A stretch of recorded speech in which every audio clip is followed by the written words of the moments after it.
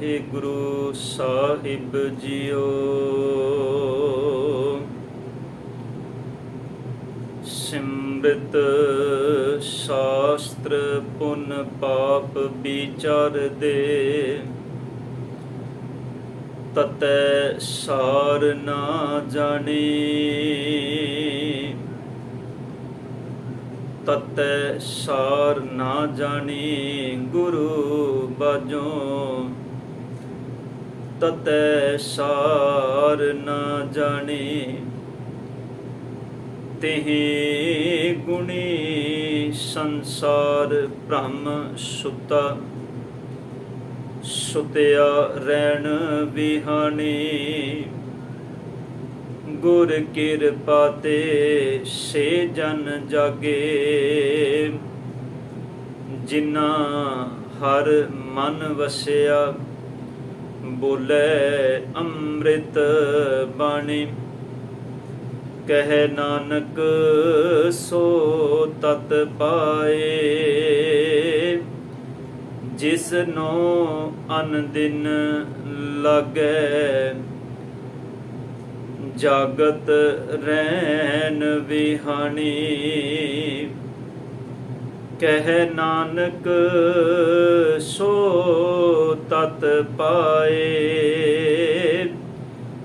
ਜਿਸਨੋ ਅਨ ਦਿਨ ਹਰ ਲਿਵ ਲਾਗੈ, ਜਾਗਤ ਰਹਿਣ ਵਿਹਾਣੀ।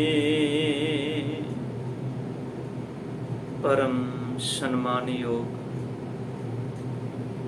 ਜ਼ਬਰ ਛਤਰ ਤਖਤ ਦੇ ਮਾਲਕ, ਜੁਗ ਹੋ ਜੁਗੇ ਅਟਲ, ਧੰਨ ਧੰਨ ਸਾਹਿਬ ਸ੍ਰੀ ਗੁਰੂ ਗ੍ਰੰਥ ਸਾਹਿਬ ਪਾਤਸ਼ਾਹ ਜੀ ਸਤਿਗੁਰਾਂ ਦੀ ਪਾਵਨ ਪਵਿੱਤਰ ਨਿੱਘੀ ਗੋਦ ਅੰਦਰ ਸੁਭਾਈਮਾਨ ਗੁਰੂ ਸਰੂਪ ਗੁਰੂ ਪਿਆਰੀ ਸਾਧ ਸੰਗਤ ਜੀਓ।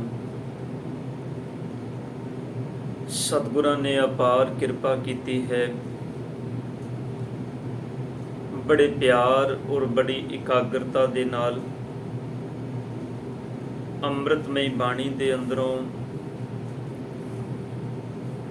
ਗੁਰੂ ਸਵਾਰਿਆਂ ਪਾਸੋਂ ਆਪ ਜੀ ਇਲਾਹੀ ਬਾਣੀ ਦੇ ਕੀਰਤਨ ਸਰਵਨ ਕਰ ਰਹੇ ਸੋ। ਧੰਨ ਗੁਰੂ ਅਮਰਦਾਸ ਪਾਤਸ਼ਾਹ ਜੀ, ਜਿਨ੍ਹਾਂ ਦੀ ਮੁਬਾਰਕ ਰਚਨਾ ਤੋਂ ਉਚਾਰਨ ਕੀਤੇ ਇਹ ਅੰਮ੍ਰਿਤ ਬਚਨ ਵਿਚਾਰ ਅਧੀਨ ਅੰਮ੍ਰਿਤਮਈ ਬਾਣੀ ਆਨੰਦ ਸਾਹਿਬ ਜੀ ਦੀ ਪਾਵਨ ਬਾਣੀ ਅੰਦਰੋਂ 27 ਨੰਬਰ ਪੌੜੀ ਦਾ ਪਾਠ ਆਪ ਜੀ ਨੇ ਬੜੇ ਪਿਆਰ ਨਾਲ ਸਰਵਨ ਕੀਤਾ ਹੈ। ਇਸ ਪਾਵਨ ਅੰਮ੍ਰਿਤ ਪੌੜੀ ਦੇ ਅੰਦਰ, ਇਹਨਾਂ ਅੰਮ੍ਰਿਤ ਬਚਨਾਂ ਦੇ ਅੰਦਰ ਸਤਿਗੁਰਾਂ ਨੇ ਜੋ ਅੰਮ੍ਰਿਤ ਉਪਦੇਸ਼ ਸਮੁੱਚੀ ਮਾਨਵਤਾ ਨੂੰ ਬਖਸ਼ਿਸ਼ ਕੀਤਾ ਹੈ, ਆਓ ਇਹਨਾਂ ਪਾਵਨ ਬਚਨਾਂ ਨੂੰ ਸਮਝਣ ਤੋਂ ਪਹਿਲਾਂ ਆਪ ਜਿਤਨੇ ਤਨ ਸਾਧ ਸੰਗਤ ਗੁਰੂ ਦੀ ਸ਼ਰਨ ਵਿੱਚ ਜੁੜ ਬੈਠੇ ਹੋ, ਕਰੋ ਕਿਰਪਾ ਸਤਿਗੁਰ ਕੀ ਪਾਵਨ ਬਾਣੀ ਦੀ ਵਿਚਾਰ ਆਰੰਭ ਕਰਨ ਤੋਂ ਪਹਿਲਾਂ ਆਪ ਸੰਗਤ ਇਕਾਗਰਤਾ ਬਖਸ਼ੋ, ਅਸੀਸ ਬਖਸ਼ੋ। ਇਹਨਾਂ ਅੰਮ੍ਰਿਤ ਬਚਨਾਂ ਦੀ ਵਿਚਾਰ ਆਪ ਸੰਗਤ ਦੀ ਅਸੀਸ ਦੇ ਸਦਕਾ ਆਪ ਸੰਗਤ ਦੇ ਨਾਲ ਸਾਂਝੀ ਕਰ ਸਕੀਏ। ਬੁਲਾਓ ਫਤਿਹ ਜੀ। ਵਾਹਿਗੁਰੂ ਜੀ ਕਾ ਖਾਲਸਾ, ਵਾਹਿਗੁਰੂ ਜੀ ਕੀ ਫਤਿਹ। ਸਤਿਗੁਰੂ ਧੰਨ ਗੁਰੂ ਅਮਰਦਾਸ ਪਾਤਸ਼ਾਹ ਜੀ ਨੇ ਬਖਸ਼ਿਸ਼ ਕੀਤੀ ਹੈ। ਇਹਨਾਂ ਪਾਵਨ ਬਚਨਾਂ ਦੇ ਅੰਦਰ ਮਨੁੱਖ ਨੂੰ ਪਰਿਪੂਰਨ ਪਰਮਾਤਮਾ ਅਕਾਲ ਪੁਰਖ ਦੇ ਅੰਮ੍ਰਿਤ ਨਾਮ ਨਾਲ ਜੋੜਨ ਦੀ ਵਿਚਾਰ ਇਸ ਪਾਵਨ ਪੌੜੀ ਦੇ ਅੰਦਰ ਬਖਸ਼ਿਸ਼ ਕੀਤੀ ਹੈ। ਧਰਮ ਦੀ ਦੁਨੀਆ ਦੇ ਅੰਦਰ ਦੋ ਚੀਜ਼ਾਂ ਪਰਸਪਰ ਸੰਸਾਰ ਵਿੱਚ ਚੱਲਦੀਆਂ ਨੇ, ਇੱਕ ਪਾਪ ਤੇ ਦੂਜਾ ਪੁੰਨ, ਇੱਕ ਸਵਰਗ ਤੇ ਦੂਜਾ ਨਰਕ, ਇੱਕ ਸੁਖ ਤੇ ਦੂਜਾ ਦੁੱਖ। ਇਹ ਚੀਜ਼ਾਂ ਪਰਸਪਰ ਸੰਸਾਰ ਵਿੱਚ ਧਰਮ ਦੀ ਦੁਨੀਆ ਦੇ ਵਿੱਚ ਨਾਲ ਨਾਲ ਚੱਲਦੀਆਂ ਨੇ। ਜਦੋਂ ਸਵਰਗ ਦੀ ਗੱਲ ਹੋਏਗੀ ਉੱਥੇ ਨਰਕ ਦੀ ਗੱਲ ਜ਼ਰੂਰ ਆਏਗੀ, ਜਿੱਥੇ ਪੁੰਨ ਦੀ ਗੱਲ ਹੋਏਗੀ ਉੱਥੇ ਪਾਪ ਦੀ ਗੱਲ ਵੀ ਜ਼ਰੂਰ ਆਏਗੀ, ਤੇ ਜਿੱਥੇ ਸੁੱਖ ਦੀ ਗੱਲ ਹੋਏਗੀ ਉੱਥੇ ਦੁੱਖ ਦੀ ਗੱਲ ਵੀ ਜ਼ਰੂਰ ਨਾਲ ਆਏਗੀ। ਮਨੁੱਖ ਨੂੰ ਧਰਮ ਦੀ ਦੁਨੀਆ ਦੇ ਅੰਦਰ ਅਕਸਰ ਇਹ ਗੱਲ ਕਹੀ ਜਾਂਦੀ ਹੈ ਕਿ ਤੂੰ ਆਪਣੇ ਜੀਵਨ ਵਿੱਚ ਜੇ ਚੰਗਾ ਕਰਮ ਕਰੇਗਾ, ਇਹਦਾ ਪੁੰਨ, ਇਹਦਾ ਫਲ ਤੈਨੂੰ ਅਗਲੇ ਜਨਮ ਦੇ ਵਿੱਚ ਜ਼ਰੂਰ ਮਿਲੇਗਾ। ਅਸਲ ਵਿੱਚ ਮਨੁੱਖ ਦਾ ਹਰ ਸਵਾਸ ਹੀ ਅਗਲਾ ਜਨਮ ਹੈ। ਸਤਿਗੁਰੂ ਗੁਰੂ ਗ੍ਰੰਥ ਸਾਹਿਬ ਪਾਤਸ਼ਾਹ ਜੀ ਦੀ ਅੰਮ੍ਰਿਤ ਬਾਣੀ ਨੇ ਮਨੁੱਖ ਦੇ ਮਨ ਅੰਦਰੋਂ ਅਸਲ ਵਿੱਚ ਇਹਨਾਂ ਵਿਚਾਰਾਂ ਦੀ, ਜਿਹੜੇ ਸਮਾਜ ਵਿੱਚ ਧਾਰਮਿਕ ਲਾਣੇ ਦੇ ਵਿੱਚ, ਧਾਰਮਿਕ ਦੁਨੀਆ ਦੇ ਵਿੱਚ ਪ੍ਰਚਲਿਤ ਸ਼ਬਦ ਸਨ,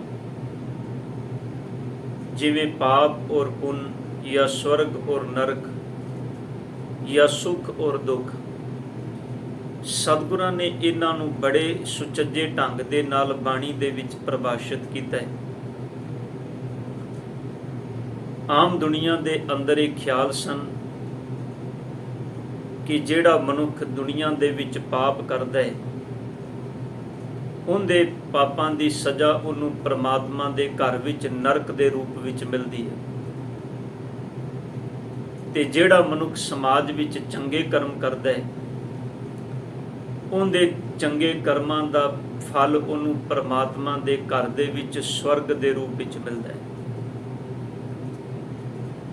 ਪਰ ਇਹ ਵੀ ਗੱਲ ਸੱਚ ਹੈ ਕਿ ਇਹ ਸਵਰਗ ਤੇ ਨਰਕ, ਇਹ ਇਸ ਸਮਾਜ, ਇਸ ਬ੍ਰਹਿਮੰਡ ਤੋਂ ਪਰੇ ਦੀ ਗੱਲ ਮੰਨੀ ਗਈ ਹੈ। ਪਰ ਇੱਕ ਸੋਚਣ ਵਾਲੀ ਗੱਲ ਹੈ ਸਾਧ ਸੰਗਤ, ਕਿ ਜਿਹੜਾ ਮਨੁੱਖ ਸੰਸਾਰ ਦੇ ਅੰਦਰ ਆਪਣੇ ਸਵਾਸ ਤਿਆਗ ਜਾਂਦਾ ਹੈ, ਮਰ ਜਾਂਦਾ ਹੈ, ਕਿ ਅੱਜ ਤੱਕ ਕਿਸੇ ਮਨੁੱਖ ਨੇ ਮਰਨ ਤੋਂ ਬਾਅਦ ਇਹ ਆ ਕੇ ਦੱਸਿਆ ਕਿ ਸਵਰਗ ਕਿਹੋ ਜਿਹਾ ਪ੍ਰਮਾਤਮਾ ਦੇ ਘਰ ਵਿੱਚ, ਜਾਂ ਨਰਕ ਕਿਹੋ ਜਿਹਾ ਪ੍ਰਮਾਤਮਾ ਦੇ ਘਰ ਵਿੱਚ?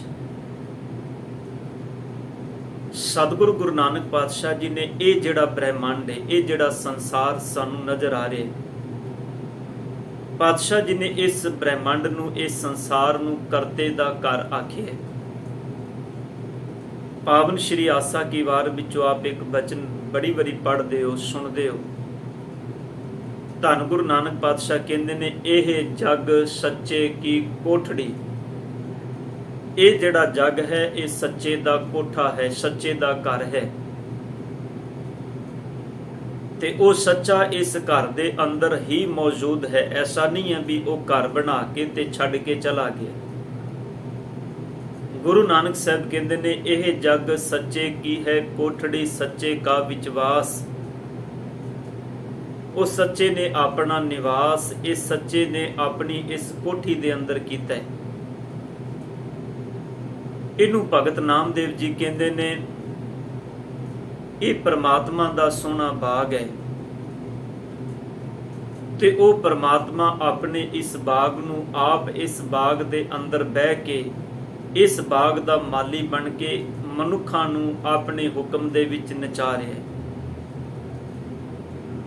ਭਗਤ ਨਾਮਦੇਵ ਜੀ ਦਾ ਸ਼ਬਦ ਤੁਸੀਂ ਪੜ੍ਹਦੇ ਹੋ, ਪਹਿਲ ਪੁਰਸਾਬਰਾ ਅਥੋਨ ਪੁਰਸਾਦਮਰਾ ਅਸਗਾ ਉਸਗਾ ਹਰ ਕਾ ਬਾਗਰਾ ਨਾਚੈ ਪਿੰਦੀ ਮੈਂ ਸਾਗਰਾ। ਇਹ ਹਰ ਕਾ ਬਾਗਰਾ ਹੈ, ਹਰ ਦਾ ਪ੍ਰਮਾਤਮਾ ਦਾ ਬਾਗ ਹੈ, ਤੇ ਇਹ ਮਨੁੱਖ ਇਸ ਬਾਗ ਦੇ ਅੰਦਰ ਪ੍ਰਮਾਤਮਾ ਦੇ ਹੁਕਮ ਦੇ ਵਿੱਚ ਹੀ ਕਰਮ ਕਰ ਰਹੇ ਨੇ। ਰੱਬੀ ਨਿਯਮਾਵਲੀ ਤੋਂ ਬਾਹਰ ਨਹੀਂ ਕਰ ਸਕਦੇ। ਰੱਬੀ ਨਿਯਮਾਵਲੀ ਤੋਂ ਬਾਹਰ ਕੀਤੇ ਹੋਏ ਹਰ ਕਰਮ ਦੀ ਜਿਵੇਂ ਸੰਸਾਰ ਵਿੱਚ ਸਜ਼ਾ ਹੈ, ਉਵੇਂ ਪ੍ਰਮਾਤਮਾ ਦੇ ਨਿਯਮ ਦੇ ਅਨੁਸਾਰ ਵੀ ਸਜ਼ਾ ਹੈ। ਪਰ ਸੰਸਾਰ ਦੀ ਸਜ਼ਾ ਜਿਹੜੀ ਹੈ ਉਹ ਮਨੁੱਖ ਨੂੰ ਨਜ਼ਰ ਆਉਂਦੀ ਹੈ, ਉਹਦੇ ਲਈ ਵਿਧਾਨ ਬਣਿਆ ਹੈ, ਉਹਦੇ ਲਈ ਜੇਲ੍ਹ ਬਣੀ ਹੈ, ਉਹਦੇ ਲਈ ਸਪੈਸ਼ਲ ਅਦਾਲਤਾਂ ਬਣੀਆਂ ਨੇ। ਪਰ ਪ੍ਰਮਾਤਮਾ ਦੀ ਕੁਦਰਤ ਦੇ ਅਨਿਆਂ ਦੇ ਵਿੱਚ ਇਹ ਸਾਰਾ ਸਿਸਟਮ ਜਿਹੜਾ ਚੱਲਦਾ ਹੈ, ਉਹਦੇ ਵਿੱਚ ਬੰਦਾ ਜੋ ਕਰਮ ਕਰਦਾ ਹੈ, ਆਪਣੇ ਕਰਮ ਰੂਪੀ ਧਰਤੀ ਦੇ ਅੰਦਰ ਜੋ ਬੀਜ ਬੀਜਦਾ ਹੈ, ਉਹਦਾ ਫਲ ਉਹਨੂੰ ਆਪਣੇ ਜੀਵਨ ਵਿੱਚ ਹੀ ਵੱਢਣਾ ਪੈਂਦਾ ਹੈ, ਭੋਗਣਾ ਪੈਂਦਾ ਹੈ, ਖਾਣਾ ਪੈਂਦਾ ਹੈ। ਅੱਜ ਗੁਰੂ ਗ੍ਰੰਥ ਸਾਹਿਬ ਪਾਤਸ਼ਾਹ ਜੀ ਨੇ ਜਿਹੜੀ ਵਿਚਾਰ ਪ੍ਰਗਟ ਕੀਤੀ ਹੈ, ਵਿਸ਼ਾ ਬਹੁਤ ਗੰਭੀਰ ਹੈ ਸਾਧ ਸੰਗਤ। ਇਸ ਕਰਕੇ ਮੈਂ 5-7 ਮਿੰਟ ਇਸ ਵਿਸ਼ੇ ਦੀ ਆਰੰਭਤਾ ਵਿੱਚ ਆਪ ਜੀ ਦੇ ਚਰਨਾਂ ਵਿੱਚ ਬੇਨਤੀ ਕਰ ਰਿਹਾ। ਪਾਤਸ਼ਾਹ ਕਹਿੰਦੇ ਨੇ, ਸਿਮਰਤ ਸ਼ਾਸਤਰ ਪੁੰਨ ਪਾਪ ਵਿਚਾਰਦੇ। ਸਿਮਰਤੀਆਂ ਨੇ ਤੇ ਸ਼ਾਸਤਰ ਨੇ, ਇਹ ਹਿੰਦੂ ਧਰਮ ਦੇ ਗ੍ਰੰਥ ਨੇ, ਜਿਨ੍ਹਾਂ ਦਾ ਜ਼ਿਕਰ ਸਤਿਗੁਰ ਨੇ ਪਾਵਨ ਬਾਣੀ ਦੇ ਅੰਦਰ ਬਹੁਤਾਤ ਵਿੱਚ ਕੀਤਾ ਹੈ, ਸਿਰਫ ਗੱਲ ਨੂੰ ਸਮਝਾਉਣ ਦੇ ਲਈ, ਤਾਂ ਕਿ ਅਗਲਾ ਇਨਸਾਨ ਜਿਹਨੂੰ ਸਤਿਗੁਰ ਜੀ ਬਚਨ ਕਹਿ ਰਹੇ ਨੇ, ਉਹ ਧੰਨ ਗੁਰੂ ਗ੍ਰੰਥ ਸਾਹਿਬ ਪਾਤਸ਼ਾਹ ਜੀ ਦੀ ਸਤਿਗੁਰਾਂ ਦੀ ਪਾਵਨ ਬਾਣੀ ਨੂੰ ਸੁਣ ਕੇ ਉਹਨਾਂ ਦੇ ਅੰਦਰ ਇੱਕ ਅੰਡਰਸਟੈਂਡਤਾ ਬਣ ਜਾਏ ਵੀ ਹਾਂ, ਸਤਿਗੁਰ ਜੀ ਸਾਨੂੰ ਸਮਝਾਉਣਾ ਕੀ ਚਾਹੁੰਦੇ ਨੇ। ਪਾਤਸ਼ਾਹ ਕਹਿੰਦੇ ਨੇ, ਸਿਮਰਤੀਆਂ ਨੇ, ਸ਼ਾਸਤਰ ਨੇ, ਜਦੋਂ ਇਹਨਾਂ ਨੂੰ ਪੜ੍ਹਦੇ ਆ ਤੇ ਗੁਰੂ ਗ੍ਰੰਥ ਸਾਹਿਬ ਪਾਤਸ਼ਾਹ ਜੀ ਕਹਿੰਦੇ ਨੇ, ਇਹਨਾਂ ਦੇ ਅੰਦਰ ਬੰਦੇ ਦੇ ਪਾਪ ਪੁੰਨ ਦੀ ਵਿਚਾਰ ਦੱਸੀ ਕਿ ਮਨੁੱਖ ਜਦੋਂ ਸੰਸਾਰ ਵਿੱਚ ਕਰਮ ਕਰਦਾ ਹੈ, ਇਹਦੇ ਕੀਤੇ ਕਰਮਾਂ ਦੀ ਸਜ਼ਾ ਇਹਨੂੰ ਪਰਮਾਤਮਾ ਦੇ ਘਰ ਵਿੱਚ ਪਾਪ ਦੇ ਰੂਪ ਵਿੱਚ ਜਾਂ ਪੁੰਨ ਦੇ ਰੂਪ ਵਿੱਚ ਮਿਲਦੀ ਹੈ। ਅੰਮ੍ਰਿਤ ਬਾਣੀ ਵਿੱਚੋਂ ਆਪ ਇੱਕ ਬਚਨ ਪੜ੍ਹਦੇ ਹੋ, ਗੁਰੂ ਅੰਗਦ ਦੇਵ ਸਾਹਿਬ ਜੀ ਦਾ ਪਾਵਨ ਬਚਨ ਹੈ। ਪਾਤਸ਼ਾਹ ਕਹਿੰਦੇ ਨੇ, ਕਥਾ ਕਹਾਣੀ ਬੇਦੀ ਆਣੀ ਪਾਪ ਪੁੰਨ ਵਿਚਾਰ। ਜਿਹੜੀਆਂ ਵੇਦਾਂ ਦੇ ਅੰਦਰ ਕਥਾ ਕਹਾਣੀਆਂ ਆਈਆਂ ਨੇ, ਜੋ ਲੋਕ ਪੜ੍ਹਦੇ ਨੇ, ਉਹਨਾਂ ਅਨੁਸਾਰ ਪਾਪ ਤੇ ਪੁੰਨ ਦੀ ਦੋ ਵਿਚਾਰਾਂ ਪ੍ਰਗਟ ਕੀਤੀਆਂ ਗਈਆਂ। ਤੇ ਨਾਲ ਗੁਰੂ ਅੰਗਦ ਦੇਵ ਸਾਹਿਬ ਕਹਿੰਦੇ ਨੇ, ਦੇ ਲੈਣਾ, ਲੈ ਦੇਣਾ, ਕਿ ਬੰਦਿਆ ਜੋ ਤੂੰ ਦੇ ਰਿਹਾ ਹੈ, ਤੈਨੂੰ ਤੇਰੇ ਦਿੱਤੇ ਹੋਏ ਦੇ ਅਨੁਸਾਰ ਮਿਲੇਗਾ। ਜੋ ਤੂੰ ਲੈ ਰਿਹਾ ਹੈ, ਤੈਨੂੰ ਉਸੇ ਅਨੁਸਾਰ ਦੇਣਾ ਵੀ ਪਏਗਾ। ਪਾਤਸ਼ਾਹ ਕਹਿੰਦੇ ਨੇ, ਸੁਰਗ ਨਰਕ ਅਵਤਾਰ, ਬੰਦੇ ਦੇ ਸਾਹਮਣੇ ਦੋ ਚੀਜ਼ਾਂ ਘੜ ਦਿੱਤੀਆਂ ਗਈਆਂ, ਇੱਕ ਸਵਰਗ ਤੇ ਇੱਕ ਨਰਕ। ਵੀ ਤੇਰਾ ਦਿੱਤਾ ਹੋਇਆ, ਤੇਰਾ ਲਿਆ ਹੋਇਆ ਤੈਨੂੰ ਸਵਰਗ ਦੇ ਵਿੱਚ ਜਾਂ ਨਰਕ ਦੇ ਵਿੱਚ ਮਿਲੇਗਾ, ਭੋਗਣਾ ਪਏਗਾ। ਪਰ ਪਾਤਸ਼ਾਹ ਜੀ ਕਹਿੰਦੇ ਨੇ, ਉੱਤਮ ਮੱਧਮ ਜਾਤੀ ਜਿਨਸੀ। ਔਰ ਇਹਨਾਂ ਪਾਪਾ ਪੁੰਨ ਦੀ ਵਿਚਾਰ ਕਰਕੇ ਕੋਈ ਉੱਚਾ ਹੈ, ਕੋਈ ਨੀਵਾਂ ਹੈ, ਕੋਈ ਸੰਸਾਰ ਦੇ ਵਿੱਚ ਸ੍ਰੇਸ਼ਟ ਹੈ, ਕੋਈ ਨੀਵਾਂ ਹੈ, ਕੋਈ ਸੰਸਾਰ ਵਿੱਚ ਸਮਰੱਥ ਹੈ, ਕੋਈ ਸੰਸਾਰ ਵਿੱਚ ਮਾਇਕ ਤੌਰ ਤੇ ਕਮਜ਼ੋਰ ਹੈ। ਧੰਨ ਗੁਰੂ ਅੰਗਦ ਦੇਵ ਪਾਤਸ਼ਾਹ ਕਹਿੰਦੇ ਨੇ, ਉੱਤਮ ਮੱਧਮ ਜਾਤੀ ਜਿਨਸੀ ਭਰਮ ਭਵੈ ਸੰਸਾਰ। ਤੇ ਸਾਰਾ ਸੰਸਾਰ ਇਸ ਭਰਮ ਦੇ ਭੁਲੇਖੇ ਦੇ ਵਿੱਚ ਪਿਆ ਹੋਇਆ ਹੈ। ਆਪਣੇ ਕਰਮਾਂ ਨੂੰ ਦੋਸ਼ ਦਿੱਤੀ ਜਾਂਦਾ ਹੈ, ਆਪਣੇ ਭਾਗਾਂ ਨੂੰ ਦੋਸ਼ ਦਿੱਤੀ ਜਾਂਦਾ ਹੈ। ਸੱਚ ਵਿੱਚ ਇਹ ਕਰਮ, ਇਹ ਭਾਗ, ਬੰਦਾ ਜਦੋਂ ਇਹ ਸਮਝ ਲੈ ਵੀ ਨਹੀਂ ਇਹ ਮੇਰੇ ਹੱਥ ਵਿੱਚ ਨਹੀਂ, ਉਦੋਂ ਬੰਦਾ ਪਰਮਾਤਮਾ ਨੂੰ ਦੋਸ਼ ਦਿੰਦਾ ਹੈ ਜਾਂ ਆਪਣੇ ਕਰਮਾਂ ਨੂੰ ਦੋਸ਼ ਦਿੰਦਾ ਹੈ। ਛੋਟੀ ਜੀ ਵਿਚਾਰ ਮੈਂ ਆਪ ਜੀ ਦੇ ਚਰਨਾਂ ਵਿੱਚ ਰੱਖਦਿਆਂ ਗੱਲ ਛੇਤੀ ਪਕੜ ਵਿੱਚ ਆਏਗੀ। ਧੰਨ ਗੁਰੂ ਗੋਬਿੰਦ ਸਿੰਘ ਪਾਤਸ਼ਾਹ ਜੀ 1699 ਦੀ ਵਿਸਾਖੀ ਨੂੰ ਖਾਲਸੇ ਦੀ ਸਿਰਜਣਾ ਕਰਦੇ ਨੇ। ਜਦੋਂ ਦਾਤਾਰ ਪਿਤਾ ਜੀ ਨੇ ਖਾਲਸੇ ਦੀ ਸਿਰਜਣਾ ਕੀਤੀ, ਮੇਰੇ ਸਤਿਗੁਰ ਪਾਤਸ਼ਾਹ ਜੀ ਨੇ ਸਮਾਜ ਦੇ ਹਰ ਵਰਗ ਦੇ ਨਾਲ, ਹਰ ਮਨੁੱਖ ਦੇ ਨਾਲ ਗੱਲ ਕੀਤੀ। ਸਮਾਜ ਅੰਦਰ ਇੱਕ ਲੋਕ ਐਸੇ ਵੀ ਸਨ ਜਿਨ੍ਹਾਂ ਨੇ ਗੁਰੂ ਗੋਬਿੰਦ ਸਿੰਘ ਪਾਤਸ਼ਾਹ ਜੀ ਦੇ ਚਰਨਾਂ ਵਿੱਚ ਆ ਕੇ ਬੇਨਤੀ ਕੀਤੀ ਵੀ ਸਤਿਗੁਰੂ, ਕਾਮ ਹਮਾਰਾ ਤੋਲਣ ਤਕੜੀ, ਨੰਗੀ ਕਰਤ ਕਬੂ ਨਹੀਂ ਪਕੜੀ, ਚਿੜੀ ਉਡੇ ਡਰ ਸੇ ਮਰ ਜਾऊं, ਤੁਰਕਨ ਸੇ ਕੈਸੇ ਲੜ ਪਾऊं। ਜਿਹੜੇ ਵੈਸ਼ ਸਨ, ਉਹਨਾਂ ਦਾ ਕਰਮ ਜਿਹੜਾ ਸੀ ਉਹ ਵਪਾਰ ਕਰਨਾ ਸੀ। ਤੇ ਬਾਬੇ ਨਾਨਕ ਨੂੰ ਧੰਨ ਗੁਰੂ ਗੋਬਿੰਦ ਸਿੰਘ ਪਾਤਸ਼ਾਹ ਜੀ ਨੂੰ ਕਹਿਣ ਲੱਗੇ, ਸਤਿਗੁਰ ਸਾਡਾ ਕੰਮ ਤੇ ਵਪਾਰ ਕਰਨਾ ਹੈ, ਤਕੜੀ ਤੋਲਣਾ ਹੈ। ਅਸੀਂ ਤੇ ਡਰਦਿਆਂ ਨੇ ਕਦੀ ਹੱਥ ਵਿੱਚ ਨੰਗੀ ਕਰਦ ਵੀ ਨਹੀਂ ਫੜੀ। ਜੇਕਰ ਰੁੱਖ ਤੇ ਚਿੜੀ ਵੀ ਉੱਡਦੀ ਹੈ ਨਾ, ਤੇ ਉਹਦੇ ਉੱਡਣ ਦੇ ਨਾਲ ਸਾਡੇ ਅੰਦਰ ਇੰਨਾ ਸਹਿਮ ਪੈਦਾ ਹੋ ਜਾਂਦਾ ਹੈ, ਕਿਤੇ ਮੁਗਲ ਤੇ ਨਹੀਂ ਆ ਗਏ, ਕਿਤੇ ਮੁਗਲਾਂ ਨੇ ਸਾਡੇ ਤੇ ਹਮਲਾ ਤੇ ਨਹੀਂ ਕਰ ਦਿੱਤਾ। ਧੰਨ ਗੁਰੂ ਗੋਬਿੰਦ ਸਿੰਘ ਪਾਤਸ਼ਾਹ ਜੀ ਨੂੰ ਕਹਿੰਦੇ ਨੇ, ਸਤਿਗੁਰ ਤੁਰਕਨ ਸੇ ਕੈਸੇ ਲੜ ਪਾਉ, ਸਮੇਂ ਦੀ ਹਕੂਮਤ ਨਾਲ ਕਿਵੇਂ ਲੜਾਂਗੇ ਸੀ। ਮੇਰੇ ਧੰਨ ਗੁਰੂ ਗੋਬਿੰਦ ਸਿੰਘ ਪਾਤਸ਼ਾਹ ਜੀ ਨੇ ਕਿਰਪਾ ਕੀਤੀ, ਇਹਨਾਂ ਨੂੰ ਜਦੋਂ ਵਿਚਾਰ ਦਿੱਤੀ, ਇਹਨਾਂ ਦੇ ਅੰਦਰ ਜਦੋਂ ਤਬਦੀਲ ਹੋਏ ਅੰਮ੍ਰਿਤ ਬਾਣੀ ਸੁਣ ਕੇ, ਬਚਨ ਸੁਣ ਕੇ। ਹੁਣ ਇਹਨਾਂ ਨੇ ਆਪਣੇ ਹੱਥ ਵਿੱਚ ਸ਼ਮਸ਼ੀਰ ਫੜੀ ਹੈ ਤੇ ਫੜ ਕੇ ਕਹਿੰਦੇ ਨੇ, ਸਤਿਗੁਰੂ पहले तकदीर भी झुकती थी शमशीर के आगे, अब शमशीर भी झुकेगी तकदीर के आगे। ਪਹਿਲੋ ਸਬਬ ਇਹ ਸੀ ਵੀ ਮੇਰੀਆਂ ਸਾਡੀਆਂ ਤਕਦੀਰਾਂ ਸੀ, ਮੰਨ ਕੇ ਬਹਿ ਗਏ ਸਭੀ ਅਸੀਂ ਤੇ ਇਹਨਾਂ ਦੇ ਗੁਲਾਮ ਹਾਂ। ਪਰ ਜਦੋਂ ਤੁਸੀਂ ਸੱਚ ਪ੍ਰਗਟ ਕਰ ਦਿੱਤਾ ਹੈ ਅੰਦਰ, ਹੁਣ ਇਸ ਸ਼ਮਸ਼ੀਰ ਦੇ ਸਾਹਮਣੇ ਅਸੀਂ ਉਹਨਾਂ ਦੀਆਂ ਤਕਦੀਰਾਂ ਵੀ ਝੁਕਾ ਦੇਾਂਗੇ, ਜਿਹੜੇ ਸ਼ਮਸ਼ੀਰ ਹੱਥ ਵਿੱਚ ਫੜ ਕੇ, ਤਲਵਾਰ ਹੱਥ ਵਿੱਚ ਫੜ ਕੇ ਕਹਿੰਦੇ ਨੇ ਸਾਡਾ ਰਾਜ ਹੈ। ਇਹ ਵਿਚਾਰ ਕਿਦੋਂ ਪ੍ਰਗਟ ਹੁੰਦੀ ਹੈ? ਜਦੋਂ ਧੰਨ ਗੁਰੂ ਗ੍ਰੰਥ ਸਾਹਿਬ ਪਾਤਸ਼ਾਹ ਜੀ ਕਹਿੰਦੇ ਨੇ, ਬੰਦਾ ਆਪਣੇ ਅੰਦਰੋਂ ਦੋ ਤਰ੍ਹਾਂ ਦੀਆਂ ਵਿਚਾਰਾਂ ਨੂੰ ਖਤਮ ਕਰਦਾ ਹੈ। ਇਹ ਸੋਚ ਨੂੰ ਖਤਮ ਕਰਦਾ ਹੈ ਵੀ ਨਹੀਂ, ਇੱਥੇ ਕਿਤੇ ਕਰਮਾਂ ਦੀ ਸਜ਼ਾ ਮੈਨੂੰ ਕਿਤੇ ਅੱਗੇ ਮਿਲਣੀ। ਗੁਰੂ ਅਮਰਦਾਸ ਪਾਤਸ਼ਾਹ ਜੀ ਕਹਿੰਦੇ ਨੇ, ਸਿਮਰਤ ਸ਼ਾਸਤਰ ਪੁੰਨ ਪਾਪ ਵਿਚਾਰ ਦੇ। ਸਿਮਰਤੀਆਂ ਸ਼ਾਸਤਰਾਂ ਦੇ ਅੰਦਰ ਪੁੰਨ ਤੇ ਪਾਪ ਦੀ ਦੋ ਤਰ੍ਹਾਂ ਦੀ ਵਿਚਾਰ ਪ੍ਰਗਟ ਕੀਤੀ ਗਈ। ਪਰ ਪਾਤਸ਼ਾਹ ਕਹਿੰਦੇ ਨੇ, ਤਤੈ ਸਾਰ ਨਾ ਜਾਣੀ। ਪਰ ਜਿਹੜਾ ਤਤ ਹੈ, ਜੀਵਨ ਦਾ ਤਤ ਜਿਹੜਾ ਹੈ, ਤਤ ਕੀ ਸੀ? ਤਤ ਸੀ ਮਨ ਤੂੰ ਜੋਤ ਸਰੂਪ ਹੈ ਆਪਣਾ ਮੂਲ ਪਛਾਣ। ਤਤ ਤੇ ਹੀ ਸੀ ਨਾ ਵੀ ਮਨਾ ਤੂੰ ਆਪਣੇ ਮੂਲ ਦੀ ਪਛਾਣ ਕਰ, ਤੂੰ ਪਰਮਾਤਮਾ ਦਾ ਅੰਸ਼। ਕਹੋ ਕਬੀਰ ਹਮ ਰਾਮ ਕੀ ਅੰਸ਼। ਤਤ ਇਹ ਸੀ। ਪਰ ਇਸ ਤਤ ਨੂੰ ਬਿਆਨ ਕਰਨ ਦੀ ਬਜਾਏ ਬੰਦੇ ਦੇ ਸਾਹਮਣੇ ਦੋ ਤਰ੍ਹਾਂ ਦੀ ਵਿਚਾਰ ਕੱਢ ਦਿੱਤੀ ਗਈ, ਪਾਪ ਤੇ ਪੁੰਨ ਦੀ। ਇਨਸਾਨ ਸਾਰੀ ਜ਼ਿੰਦਗੀ ਇਹਨਾਂ ਦੋ ਤਰ੍ਹਾਂ ਦੀਆਂ ਵਿਚਾਰਾਂ ਦੇ ਵਿੱਚ ਖਪਦਾ ਰਿਹਾ। ਮੈਂ ਇਹ ਕਰਾਂਗਾ ਤੇ ਸਵਰਗ ਵਿੱਚ ਆ ਮਿਲੇਗਾ, ਇਹ ਕਰਾਂਗਾ ਤੇ ਆ ਨਰਕ ਵਿੱਚ ਮਿਲੇਗਾ। ਸਤਿਗੁਰ ਕਹਿੰਦੇ ਨੇ, ਇਹਨਾਂ ਦੋ ਤਰ੍ਹਾਂ ਦੀ ਵਿਚਾਰਾਂ ਦੇ ਵਿੱਚ ਮਨੁੱਖ ਨੇ ਆਪਣਾ ਜੀਵਨ ਸਾਰਾ ਵਿਅਰਥ ਅਜਾਈਂ ਗਵਾ ਲਿਆ। ਇੱਕ ਬਚਨ ਹੋਰ ਆਪ ਪਾਵਨ ਬਾਣੀ ਵਿੱਚੋਂ ਪੜ੍ਹਦੇ ਹੋ। ਧੰਨ ਗੁਰੂ ਅਰਜਨ ਸਾਹਿਬ ਜੀ ਦਾ ਪਾਵਨ ਬਚਨ ਹੈ ਸੂਹੀ ਰਾਗ ਵਿੱਚ। ਪਾਤਸ਼ਾਹ ਕਹਿੰਦੇ ਨੇ, ਸਿਮਰਤ ਵੇਦ ਪੁਰਾਨ ਪੁਕਾਰਨ ਪੋਥੀਆਂ।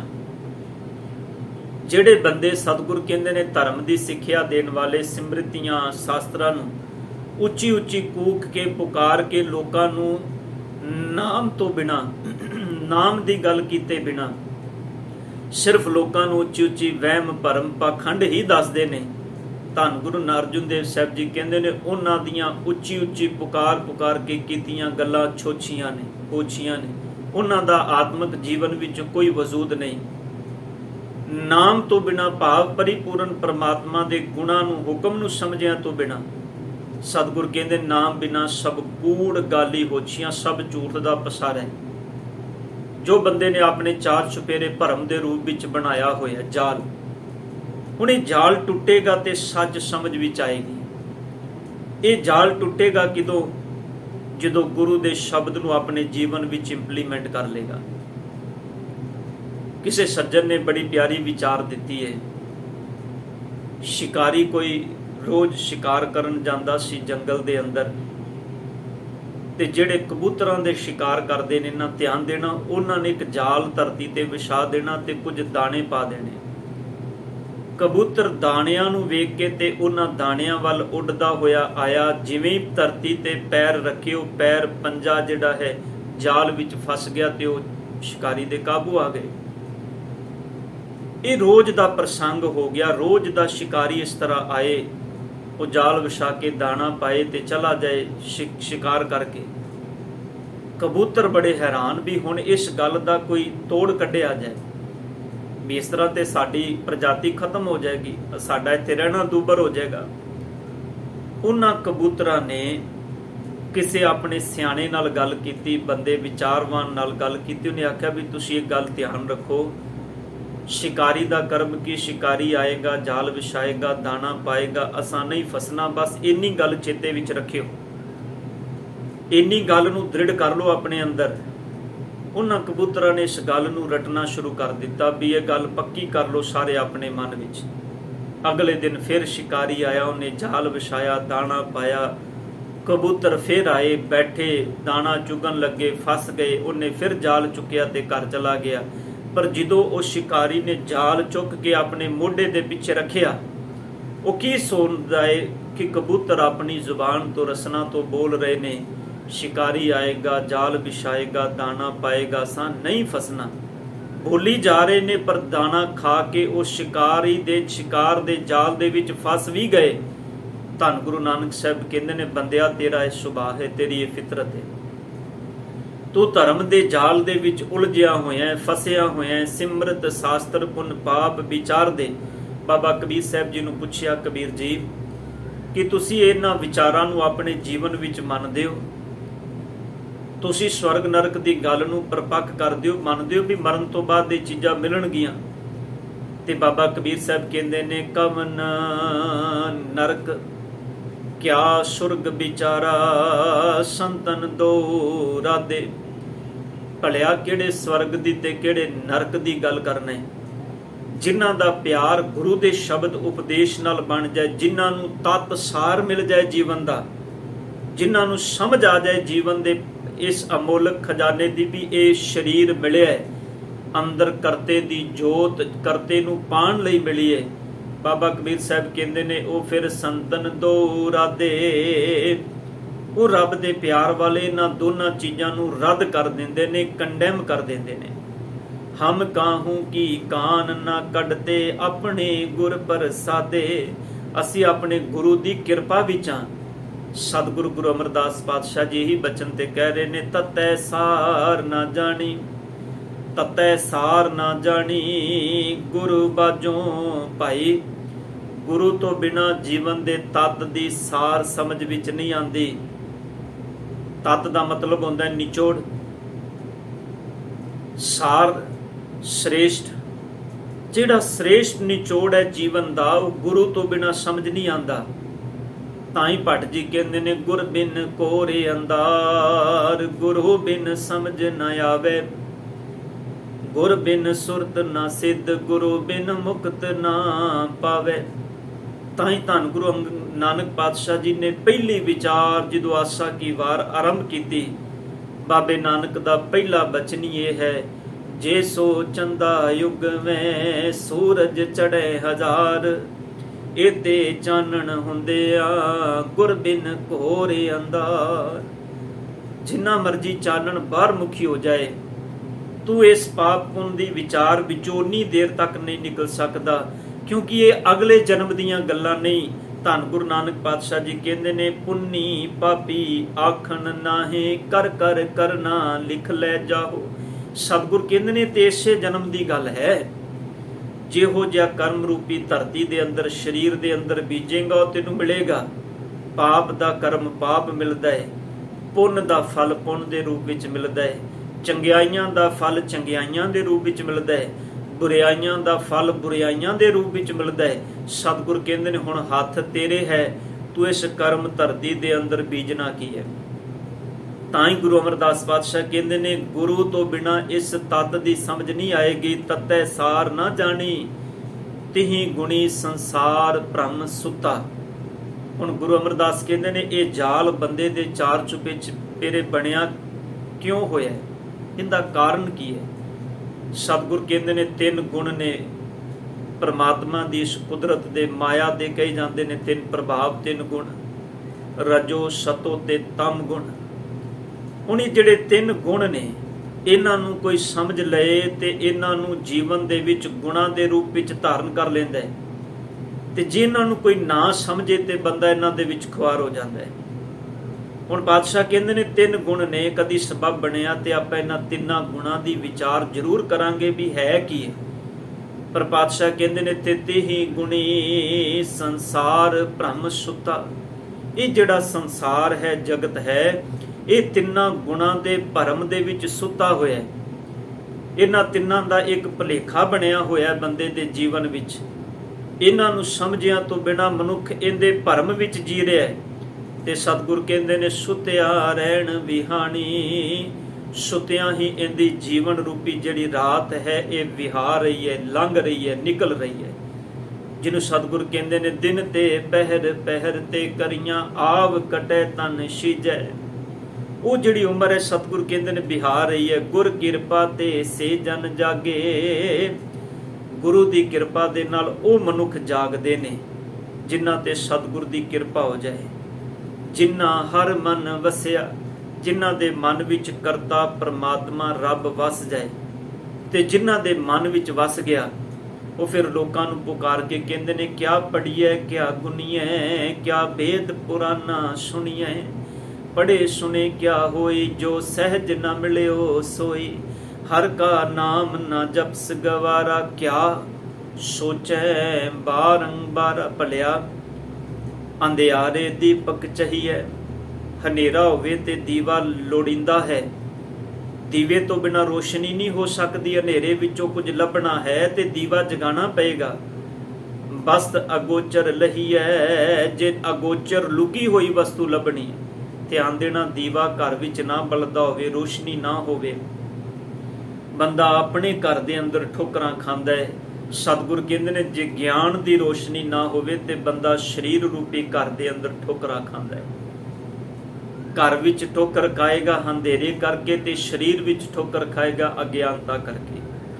ਧੰਨ ਗੁਰੂ ਪਾਤਸ਼ਾਹ ਜੀ ਕਹਿੰਦੇ ਨੇ, ਘੱਟ ਦੀਪਕ ਰਿਹਾ ਸਮਾਈ, ਜਦੋਂ ਸਮਝ ਆ ਗਈ ਵੀ ਉਹ ਦੀਵਾ ਮੇਰੇ ਅੰਦਰ ਹੀ ਹੈ, ਫਿਰ ਬੰਦਾ ਬਾਹਰ ਨਹੀਂ ਭਟਕਦਾ, ਅੰਦਰੋਂ ਉਸ ਦੀਵੇ ਨੂੰ ਰੋਸ਼ਨ ਕਰਦਾ ਹੈ, ਅੰਦਰੋਂ ਉਹਦੇ ਨਾਲ ਜੁੜਦਾ ਹੈ।